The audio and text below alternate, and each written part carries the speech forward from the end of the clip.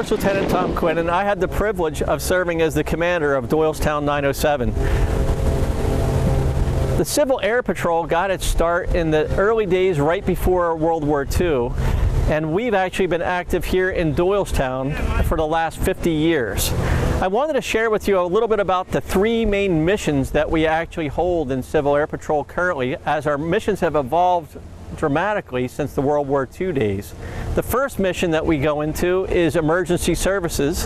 The second mission is aerospace education. And the last mission is one of our most important missions, is the cadet programs. This is where we actually use our diverse assets of our senior members who come from all different walks of life, and they're from all different professions and all different age groups. And they basically help out our cadets in the other programs.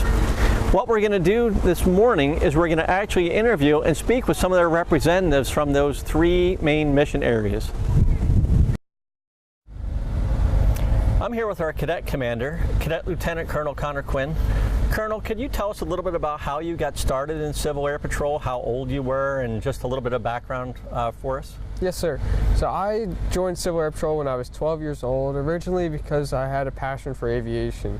And I learned that Civil Air Patrol could help me learn to pursue my interest in aviation. How old can cadets be? Cadets can join as early as 12 years old and remain a cadet until they're 20 years old before they transition to the senior program. Excellent. So you talked about aviation. So can you share a little bit about your aviation experience in Civil Air Patrol? Absolutely. In Civil Air Patrol, I've participated in 3 flight academies ranging from flying gliders in Mattoon, Illinois to flying unmanned aerial vehicles in the mountains of Montana to flying primary single-engine aircraft here in Northeast Philadelphia and Doylestown. And you were able to get your private pilot's certificate, I understand? Yes, sir. On my 17th birthday last year, I obtained my private pilot's license. Excellent. So what about for other potential cadets who might not be as interested in aviation? What other opportunities are available for cadets outside of aviation in Civil Air Patrol? Yes, sir. Outside of the aviation field in Civil Air Patrol, cadets will be exposed to different leadership opportunities, those being nationally recognized leadership schools, being Cadet Officer School or Region Cadet Leadership School, in which cadets step out of the squadron level and move to a national level activity to further their leadership training nationwide with other cadets. Great. Now, one of the other things about Civil Air Patrol is emergency services. Have you or others in your squadron participated in any emergency services training or exercises? Yes, sir. So Civil Air Patrol participates in lots of emergency services missions each year, and which I've also participated in finding emergency locator beacons in aircraft or going to find overdue aircraft as well. Excellent. Another big thing is, STEM education is one of the big thrusts in our program. Can you share a little bit about our Cyber Patriot program? Yes, sir. Our squadron competes every year in the Cyber Patriot competition, in which cadets learn and compete with other middle schools and high schoolers nationwide in a competition to eliminate threats from computer systems. Excellent. And this year our middle school team placed 3rd in the state of Pennsylvania. Outstanding. Thank you very much. Thank you, sir. Good morning, Major Purcell. I wanted to give a little bit of background information about emergency services. Could you do a quick introduction about your professional background and your emergency services background? I sure can. I'm Jerry Purcell. I'm a major with the Civil Air Patrol here. I originally got my start many years ago as a cadet in New York, and a number of years ago I came back to Civil Air Patrol. In the interim, I was in the Air Force and the Air Force Reserve for a total of 21 years as a pilot.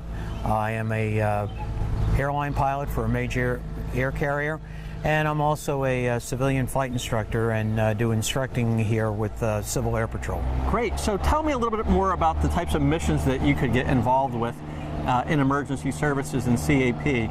I know that we've done things for, say, Hurricane Sandy and things like that. Can you share a little bit more about what we did here in Doylestown? I sure can. Our missions that we fly with CAP, we're getting more and more FEMA-related missions for natural disasters such as Hurricane Sandy.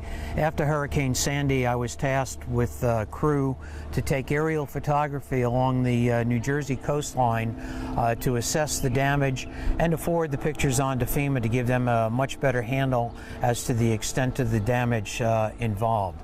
That's becoming an increasing workload and mission of CAP is FEMA. We also do search and rescue when an aircraft becomes missing, or more likely we get reports of an emergency locator beacon. Our aircraft are equipped with tracking devices that we can go up and electronically locate the beacons of these aircraft. Excellent.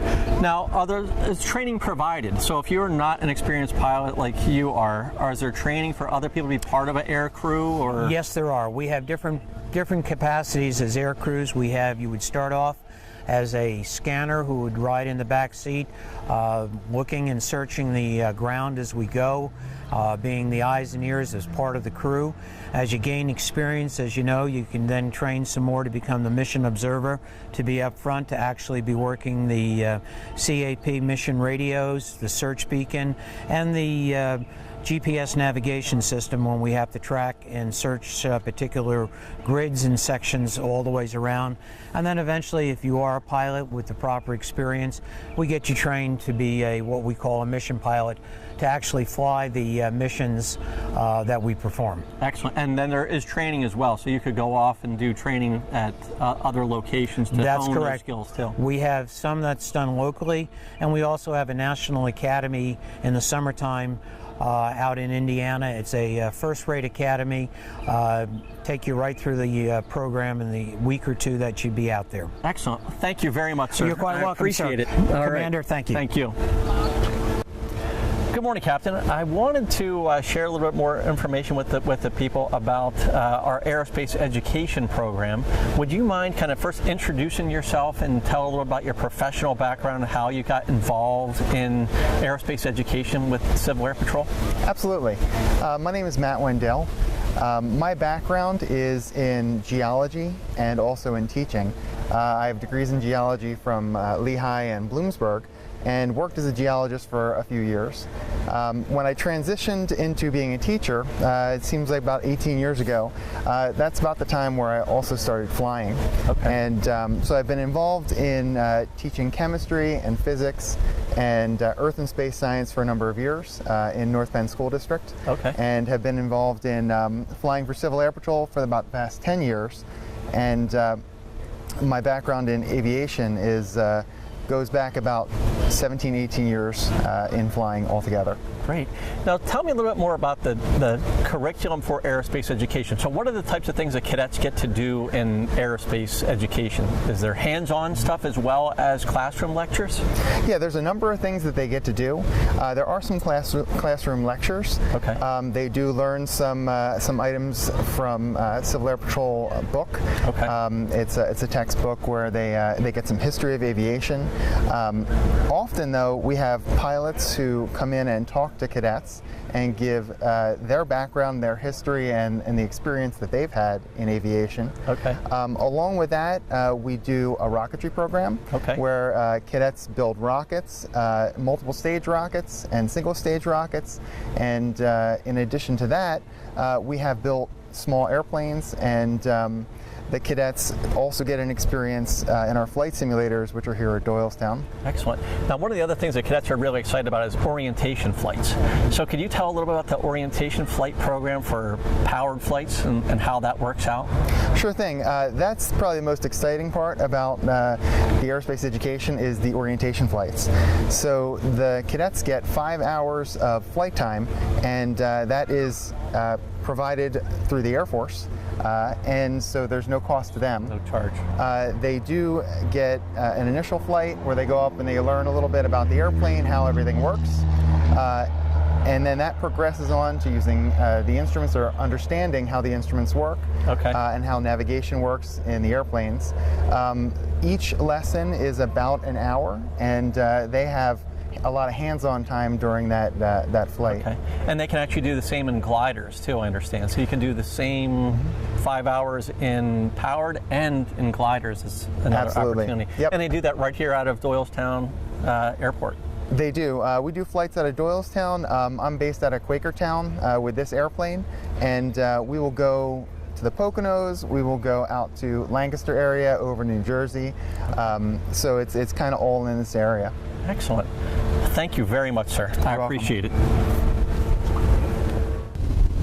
The Civil Air Patrol has a long history of ordinary Americans providing extraordinary service to their community, state, and nation. Our cadets have the opportunity for world-class leadership training, aerospace education, and emergency services training. They also have opportunities that are just not available in any other youth program. If you're interested in learning more about Civil Air Patrol, stop by our headquarters at the Doylestown Airport on any Thursday evening, or look us up on the web.